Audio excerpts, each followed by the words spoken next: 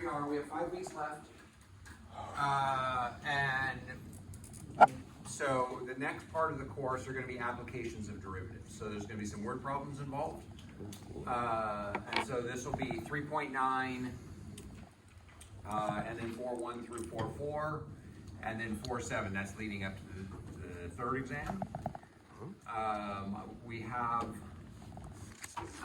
We're a little bit behind schedule, so we might have to rush things a little bit. I might have to cut out a little bit to make sure that we fit in the important stuff. Chapter 5 is really important that we get there. So, okay. Any questions about anything before we? So we'll have one more exam probably. We have 5 weeks left. It'll probably be in about 3 or 4 weeks. So it'll probably be maybe the second to last week of class. So, okay. So what we're going to do now is we're going to start on 3.9, and 3.9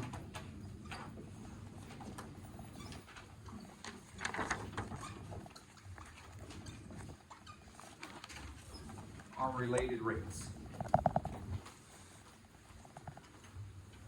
Okay, and so the way that related rates work is if we have two quantities that are in some way connected to each other, and one of those quantities is changing, that forces the other one to change as well. Okay? And if we know how fast the first one is changing, we can use that to figure out how fast the second one is changing. And so that's what related rates are, is we have two quantities that are connected, one changes at a certain pace, which forces the other one to change, but not necessarily at the same pace. Okay? Does that make sense, everybody? Okay. And so this whole process is we're going to have just kind of a series of steps. The hardest part of the whole process is figuring out what the equation is going to be. Sometimes they'll give you the equation. Most of the time we're going to have to figure out the equation ourselves. Okay? So let's look at our first example. So as we go through this example, I'll be writing, I'll write over on the sideboard over there the steps that we're going to do to solve this process.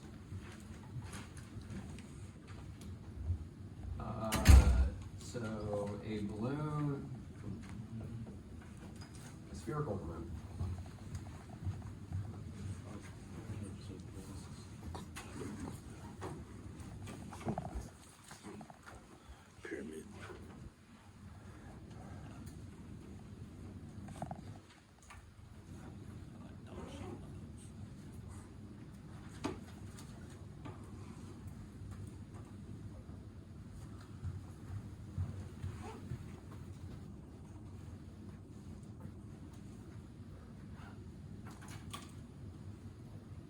So a spherical balloon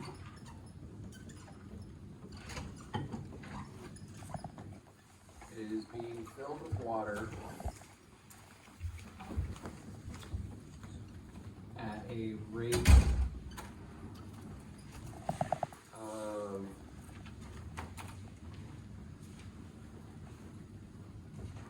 100 cubic centimeters per second.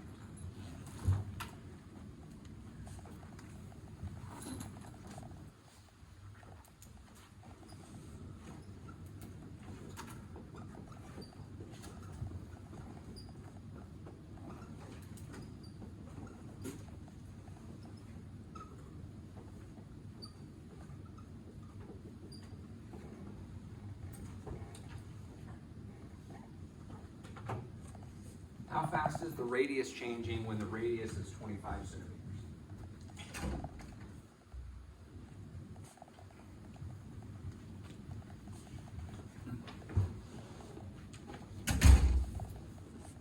Okay. Does everybody understand the problem here? We're filling up a balloon. So what is this a measurement of? 100 cubic centimeters. That's the volume. Okay, so this is a volume, and actually, because this is per second, this is the rate at which the volume is increasing.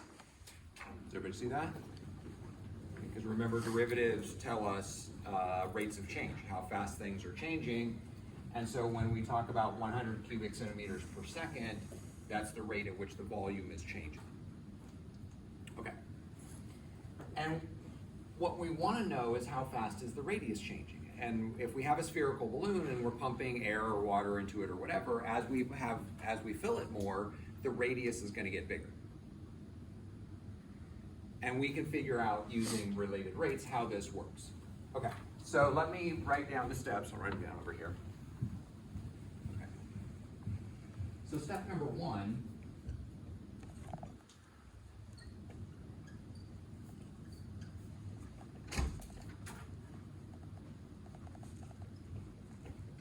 Read the problem carefully. Make sure you understand what's going on. So does everybody understand the situation here? Okay. 2. Some problems, the second step is more necessary than others.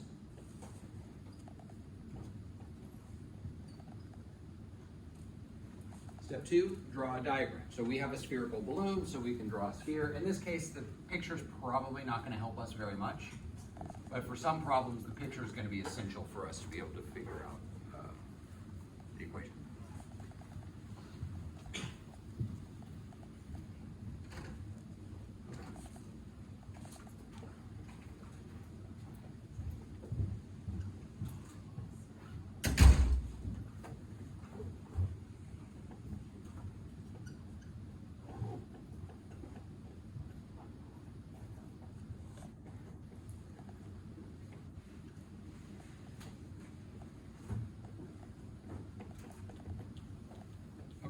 Step 3 is we want to assign variables to any quantities that are changing over time.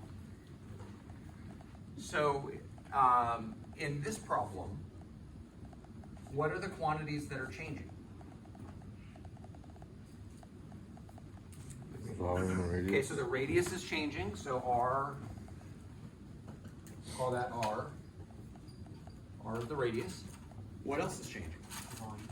The volume is changing.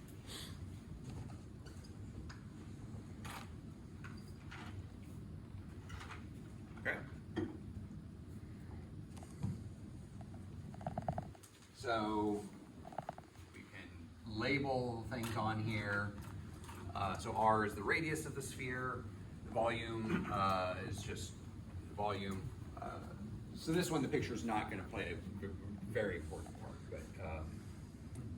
But what we would want to do is on our picture, as much as we can, label our label our pieces there. Okay. Step 4.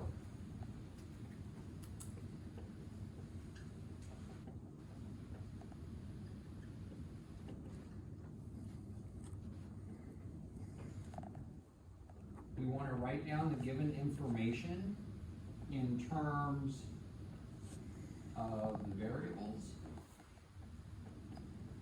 and their derivatives.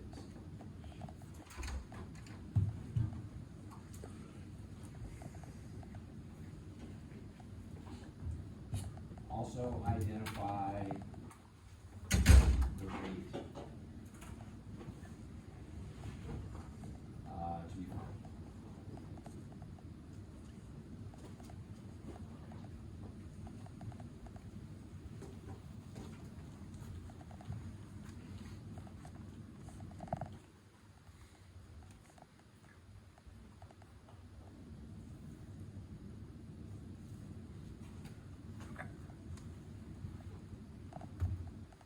So looking at this, we're given two pieces of information.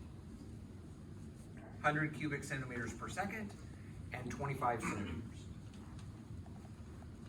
Okay, this 100 cubic centimeters per second, is that a radius or is that a volume? Is this referencing the radius or referencing the volume? This is referencing the volume. Now, is this the volume itself? Is this what the volume of the balloon is, or is this how fast it's changing? This is how fast it's changing, and so that means it's going to get assigned to the derivative of the volume, not the volume itself. Does that make sense, everybody? Okay. So this tells us that V prime is 100 cubic centimeters per second. Okay? 25 centimeters. Is that referencing radius or is that referencing volume? Radius. Is that the radius itself or is that how fast the radius is changing? That's the radius itself, so that's going to get assigned to R. Does that make sense, everybody? Okay. So we've written down all of our information, but we also want to identify any rates that need to be found. So, or the rate that needs to be found. So what is it we're trying to find the rate for? How fast the radius is changing? We want to know how fast the radius is changing. So is that going to be R? Is it going to be V? Is it going to be R prime or is it going to be V prime? R prime. That's going to be R prime. So what we want to do is we want to find R prime.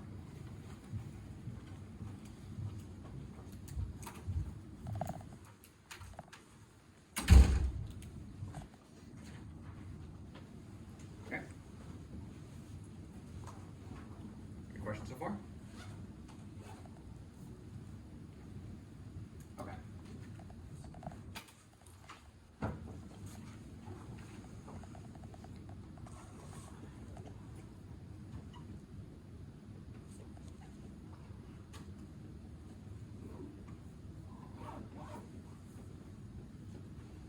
Okay, step 5.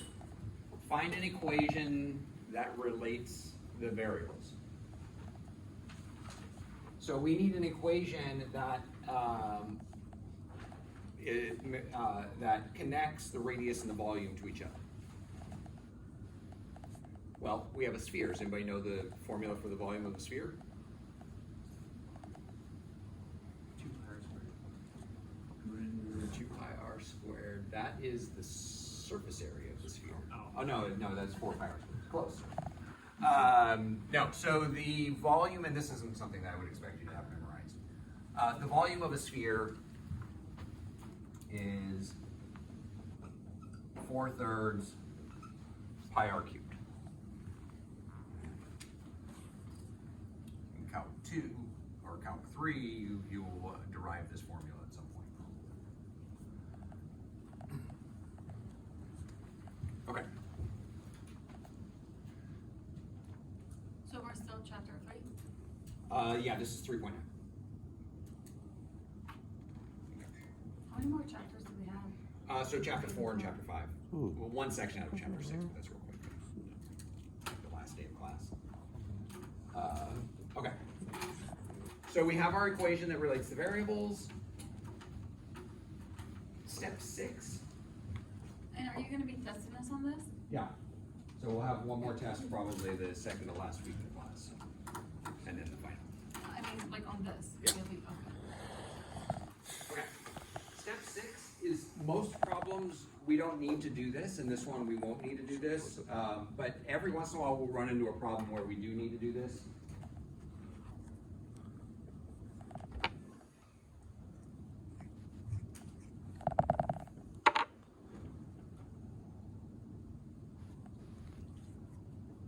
Okay. Eliminate variables if necessary.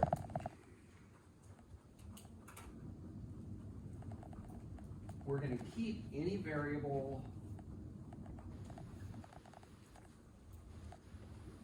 we have a rate for.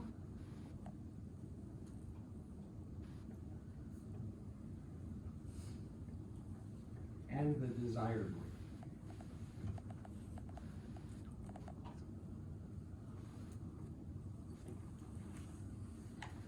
Okay, so if we have a rate for that variable, then we want to keep that in the equation. If it's the rate that we're trying to solve for, we want to keep that variable in the equation as well.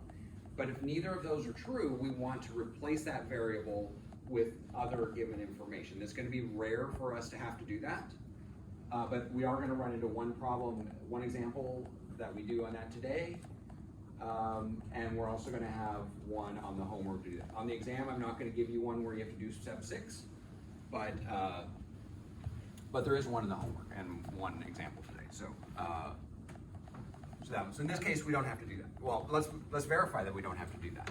So we have two variables here. We have V and we have R. Do we have the rate for V? 100.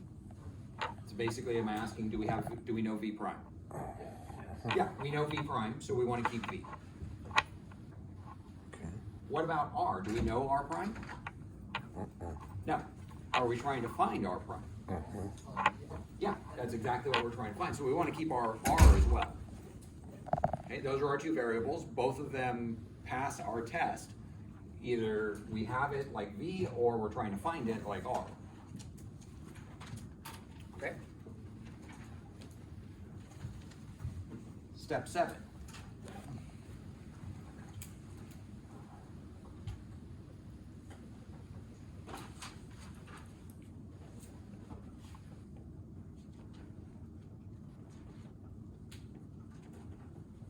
Differentiate implicitly.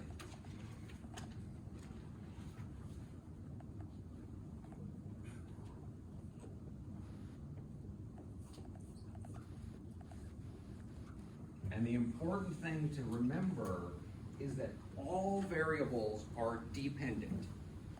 They're output variables.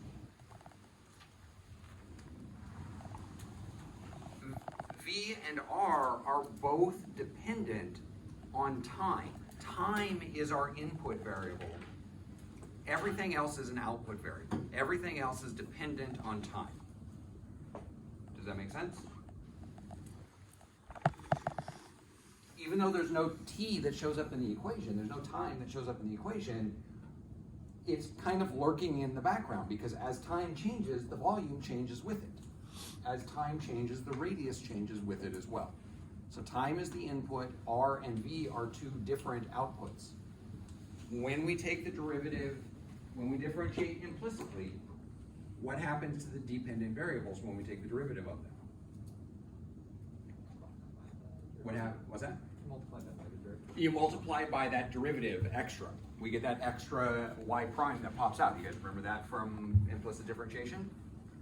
So same thing's going to happen here. Whenever we take the derivative of v, we're going to get spit out a v prime. Whenever we take the derivative of r, we're going to get spit out an r prime. Okay, so derivative of v, 100. oh no, so we were taking the derivative here. We're not ready to plug in the stuff yet. So what do we do? What's the derivative of v? V prime.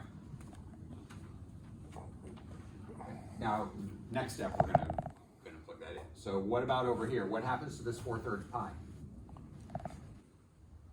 Are there any variables there?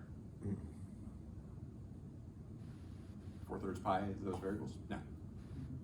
But they are attached to a variable. So these are coefficients. What happens to coefficients when we take the derivative? No, they don't go away. Constants go away. If it's in the same term as a variable, they're just gonna stay. It's just like when we do 7x to the 5th, the 7 will stay there, the exponent will come down and combine with it. Same thing is going to happen here. So this 4/3 is a little bit more complicated with the pi in there, but that's just going to come down. Any coefficients just come down. What's the derivative of r cubed? 3r squared. 3r squared Times r. times r prime, and this is really important that we don't forget that. It looks like r is our input variable, but it's not. No matter what shows up here, anytime you take their derivative, it's going to get an extra prime term.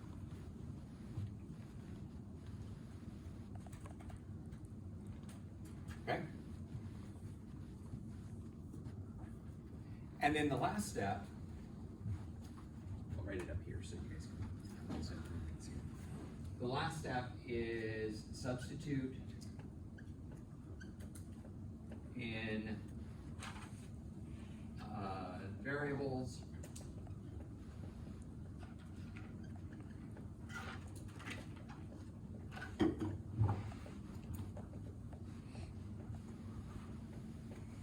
solve for the desired rate.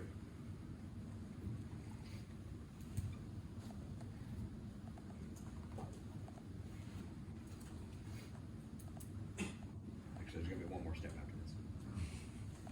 Okay. first off, I'm gonna just cancel these three.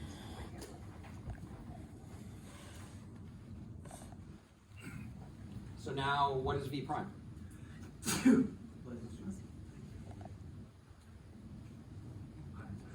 100 cubic centimeters per second. I'm gonna leave the units off while I do the math here. We'll put them back at the end.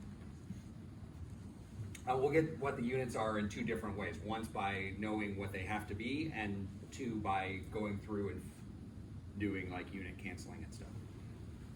Okay, here we have 4 pi. What is R? R is 25 squared times R prime. We don't know R prime, that's what we're trying to find.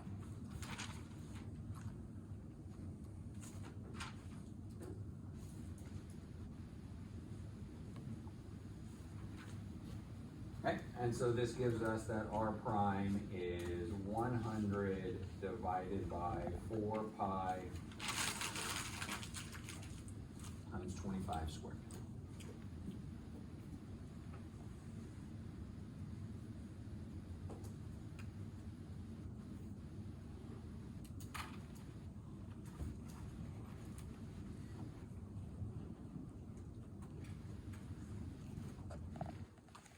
Would the units be centimeters per second? Yeah, and so that's the last step. Number 9 is state the answer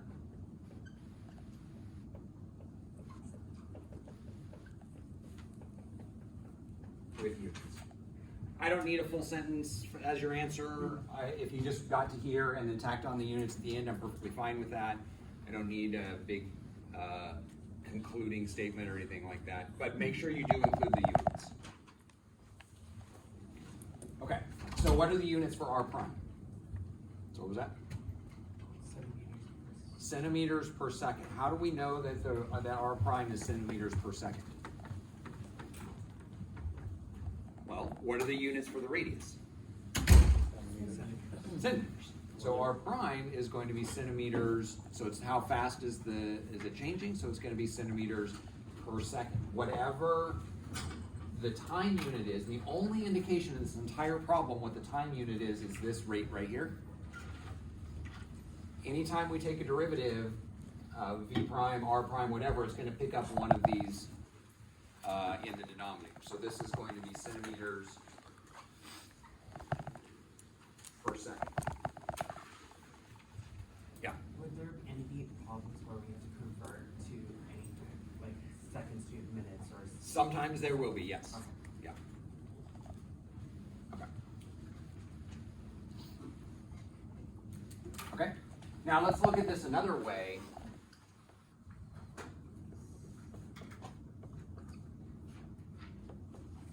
And verify it through unit conversions that that centimeters per second is the correct way, correct conclusion here. So V prime, what is the units for V prime? Centimeters cubed per second. For R, what are the units there? Centimeters, but it's R squared, so it's centimeters squared times R prime. Does everybody see that? Can I do more examples? Oh yeah, we're gonna do lots of examples. About 5 or 6 of them today. So. Okay. And so if we're solving for R prime, this is going to be centimeters cubed per second over 4 pi. And 4 pi doesn't have any units, so it doesn't affect anything. But here we have centimeters squared. And so what ends up happening is we have centimeters cubed divided by centimeters squared, which leaves us centimeters per second. And the 4 pi doesn't have any units, so it doesn't affect the units on any of it. Okay. So using, so the term for this is dimensional analysis, where we're analyzing the dimensions that we have.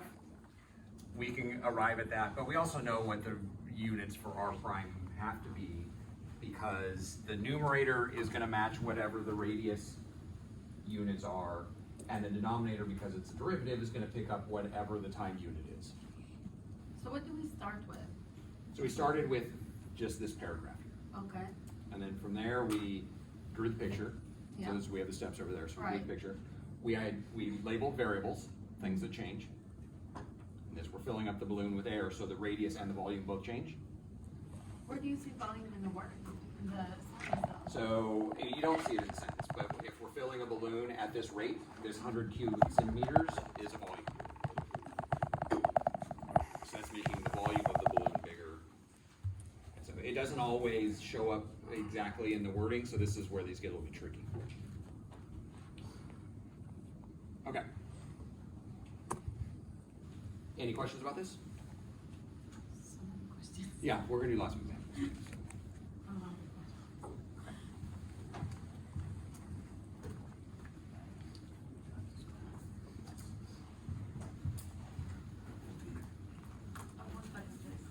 Are we, is that all a part of that? This was just a different way of checking the units. You don't have to do it this way, but this just verifies that our choice over there was correct. So.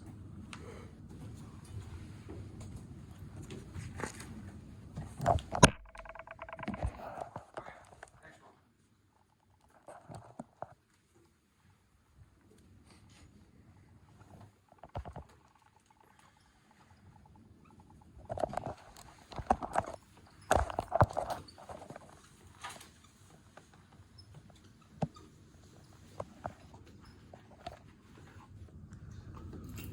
Okay. So for this one, we have a 10-foot ladder leaning up against a wall. But what's happening is it's sliding down the wall. So as it slides down the wall, this side's going to be moving out. And so does everybody understand what's happening here? So this ladder, just imagine in your head that we have a ladder up against the wall. This base is moving out, this part of it comes down. What do you mean it's moving out? So this is moving in this So it's direction. in this angle? So if we have our ladder, let's say we have our ladder up against the wall like this. Yeah. Okay. As this moves out, that slides down. Oh, okay. Okay. Okay, thank you. Okay. So, so a 10-foot ladder sliding down the wall, the base of the ladder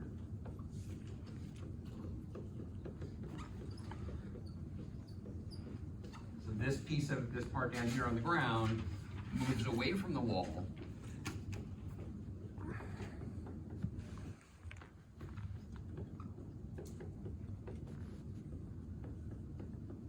At 2 feet per second.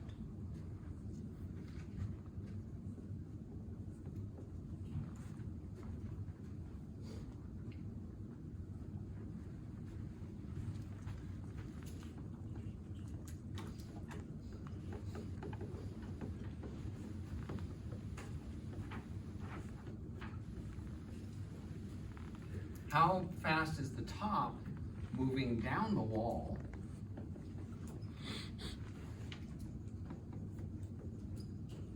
When the base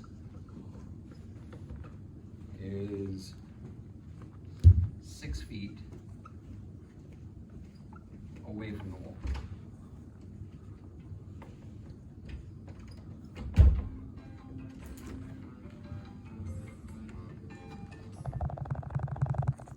Okay. So when this is 6 feet, we want to know how fast is this part of the ladder moving.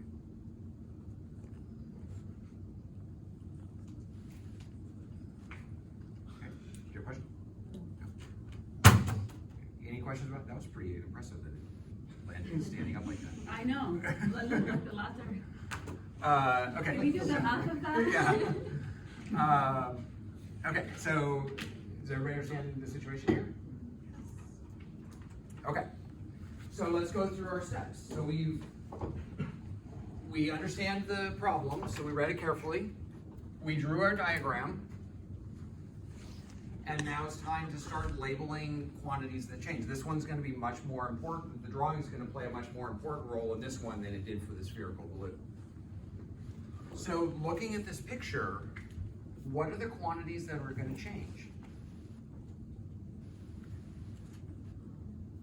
The top of the ladder's height on the wall. Okay, so this side here is going to change as time goes on, right?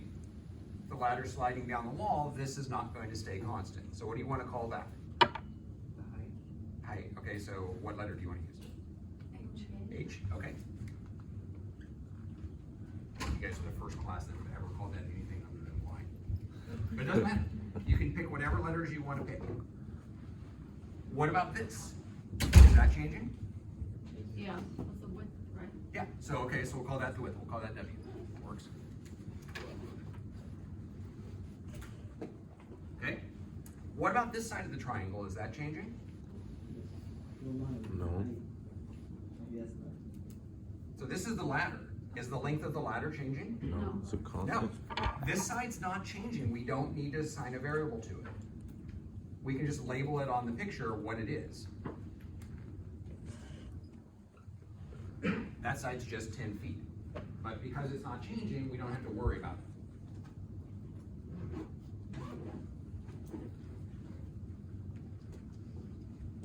Okay.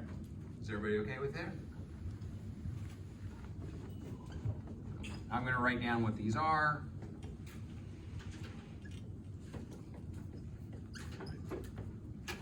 Okay, so H is the height up the wall. W equals the distance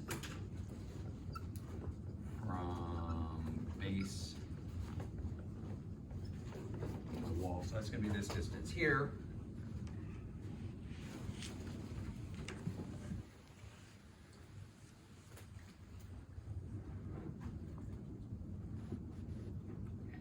And now let's look at our given information. 2 feet per second. Is that referring to W? Is that referring to H? Is that W prime? Or is that H prime? W prime. How do we know it's a prime and not the variable itself? What's The the W rate of prime and not change? W? It's a rate. Because it's given to us as a rate. It's feet per second. That's a rate. Can you answer that question again, please? How do we know it's W prime and not W itself?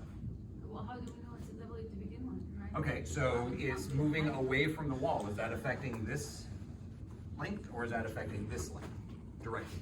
It's both. Well, no, both. It's one of them is directly, with the other one's indirectly. But away from the wall, is that referencing a W or is away from the wall referencing H? Okay, so it's affecting the width. Right Directly. now, directly, but also it's affecting the height. Indirectly, it affects the height.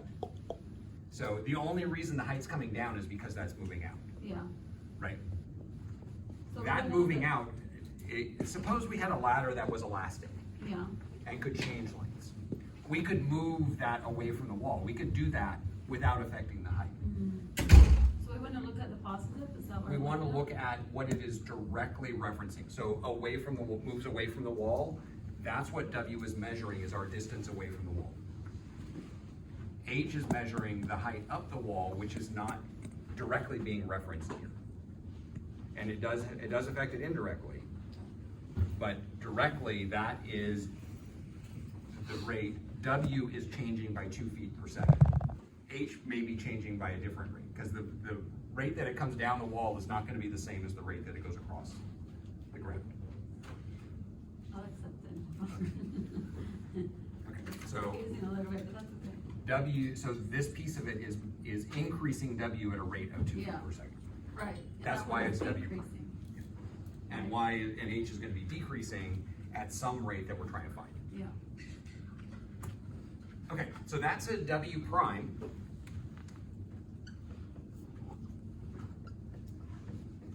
It is 2 feet per second.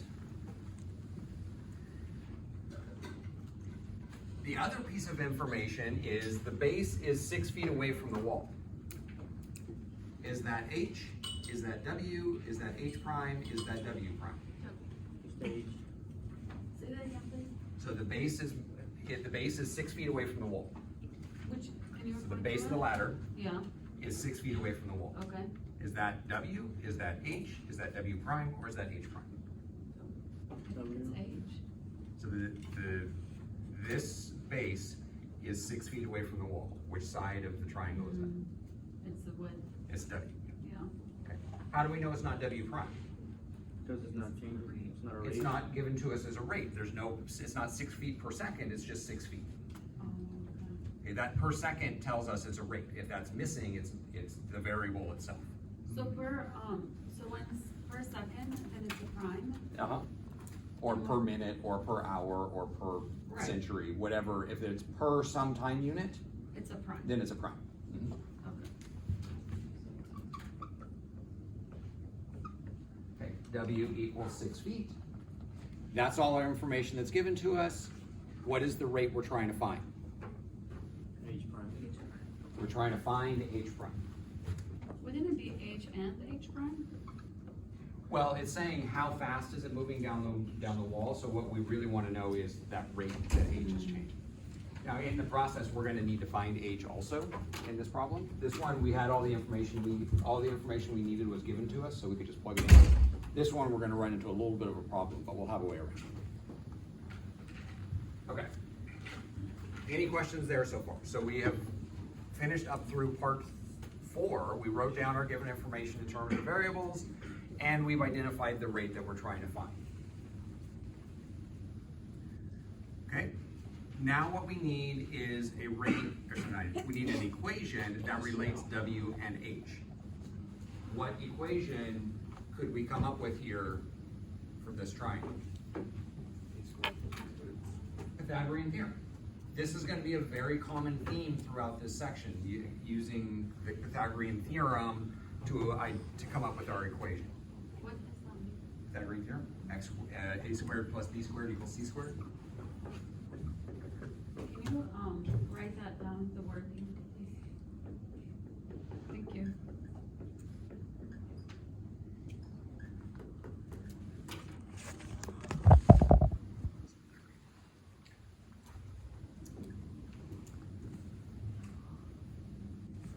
Whenever we have a right triangle, these two legs, the ones next to the right angle, a squared plus b squared equals c squared, the hypotenuse. Anytime we see a right triangle like this, almost certainly going to involve the Pythagorean theorem. How do we know it's a triangle, you said? Yeah, anytime we see the right triangle like this, like kind of a triangle with a 90-degree angle. Yeah.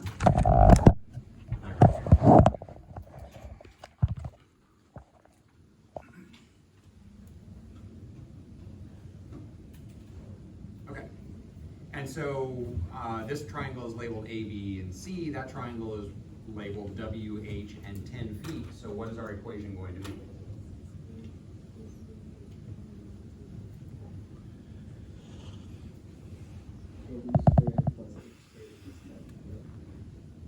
W squared plus H squared equals 10 squared.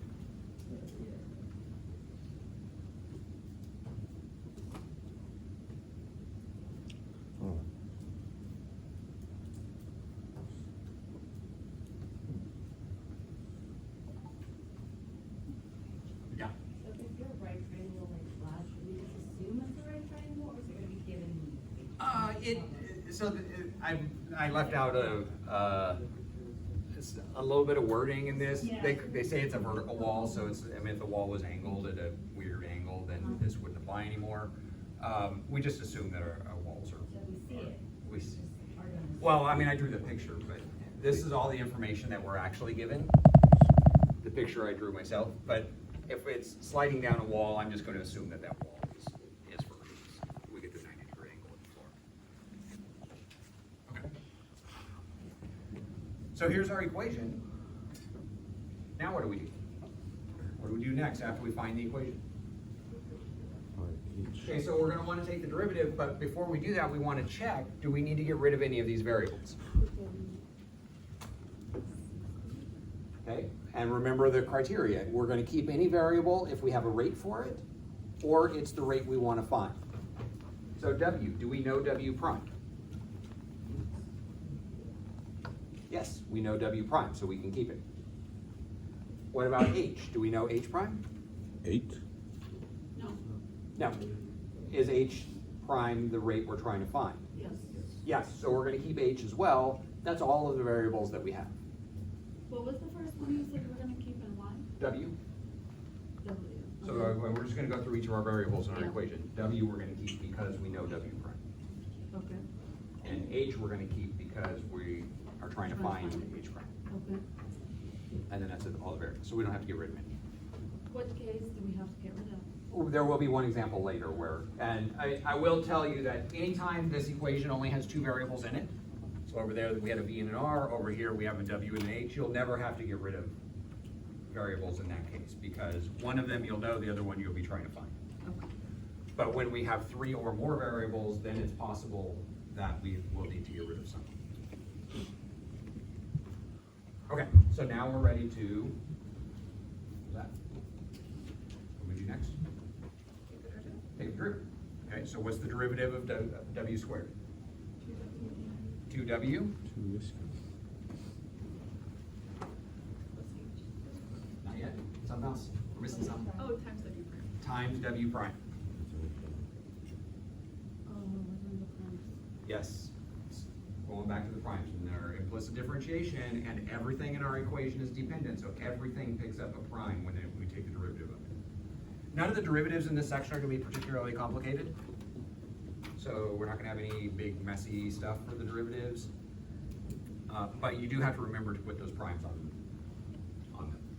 Okay, and what's the derivative of H squared? 2H. 2H times H prime.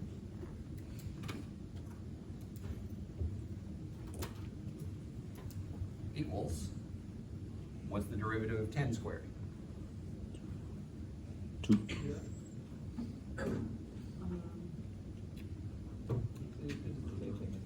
Zero, right? Why is it 0? No variable. with There's it. no variable. Anytime there's no variable in a term, it's gonna go to 0. Doesn't matter if it's messy or what. If there's no variable, it's just gonna go to 0. Okay? We've taken the derivative, so we're done with step number 7. And so now we're ready to substitute in the information that we know. Okay, so we have 2. What's W? W is 6 feet. I'll leave off the units while I do this. What do you mean, like, So the units, the feet. I'm not writing the feet as I write this. oh, I'll put the units back on. that's what units mean? Yeah. Whatever. Yeah, is it feet or meters or seconds or what? Okay, what about W prime? What's W prime? 2 feet per second, so we'll just say that's 2 plus 2. What is H? 8. It's 8. You don't know that. We don't know yet. Do we have a way to find it? So how do you know it's 8? The theorem. So yeah, it comes back from the theorem. Yeah. So this theorem is going to allow us to figure out what H is, and this is not an uncommon thing to have happen. We may not be given all of these variables here, but oftentimes we'll be able to find them, and that's gonna come back to this original equation. W squared plus H squared equals 10 squared, but we know what W is. We can plug that into this and figure out what H is at that moment in time. Say that? Okay, we know what W is. Yeah, We need H here. yeah. So what we can do is we can plug in the W that we know into this and figure out what H is at that moment in time that we're interested in. Okay? And so this is 6 squared plus H squared equals 10 squared. So just taking this equation here and plugging in 6 for W. So, in this case, you're going a it backwards in a way. Yes, I have to go back to this equation because I have a variable that I don't know. And that equation is the only way I have to get that variable. All right, and so 6 squared is 36, so I'm gonna subtract that off of both sides. So we get h squared equals 64. H equals 8. So I'm gonna add this to my list over here. And since all of our measurements of length are measured in feet for this problem, we're gonna continue with that. So h is 8. H prime, that's what we're trying to find. We don't know that one yet. And that equals 0.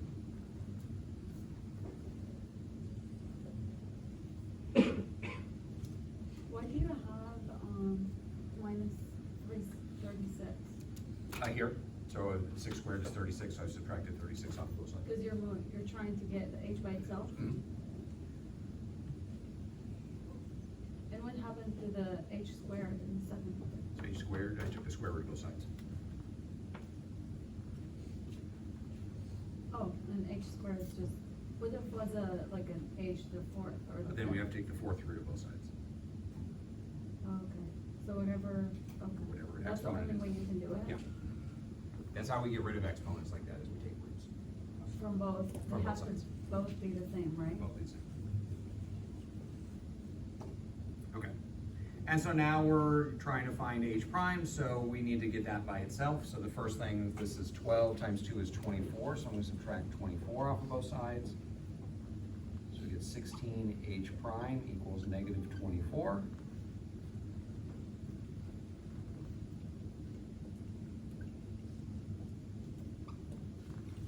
And so h prime is negative 24 over 16. So we have to plug in the units, right? And now we need the units. The feet per second.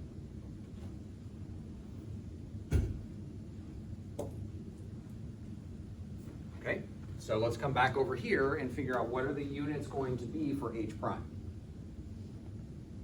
Feet per second. H is measured in feet. Our time unit is seconds. So h prime is going to be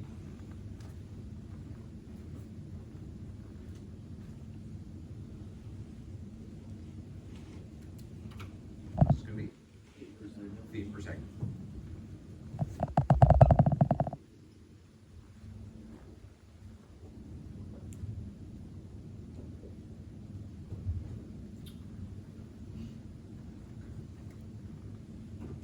How did you get,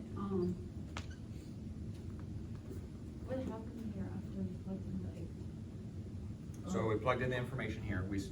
This term comes out to 24. Yeah, So I subtract that over to the other side. okay. And then 2 times 8 was 16. Mhm. Divide by 16 gives us this. So the h prime stays the same? Stays there, yeah, and eventually get it by itself. Okay. Any questions here? Yeah, I have probably a dumb question, but why couldn't you just do all the math at the front and then subtract 40? Before we took the derivative? I'm not sure where it's subtracted. Like the. Oh, this here? Yeah, yeah. So like- this is something like this. If we had this equation, 5 plus 7x equals 10. Mhm. Can we add the 5 and the 7 there?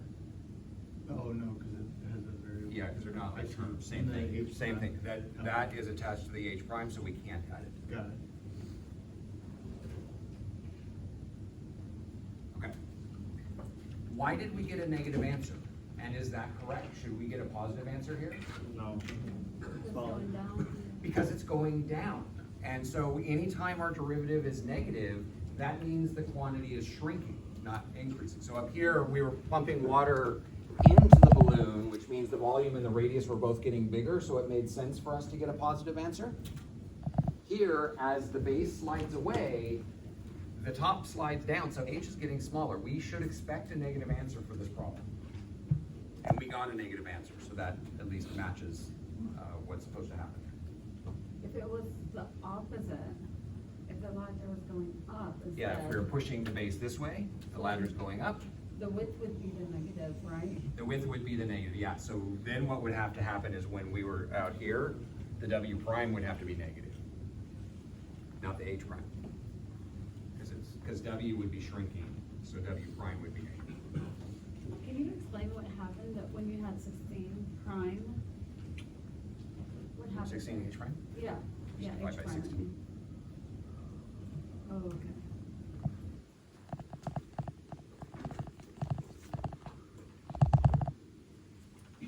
Okay. Any questions?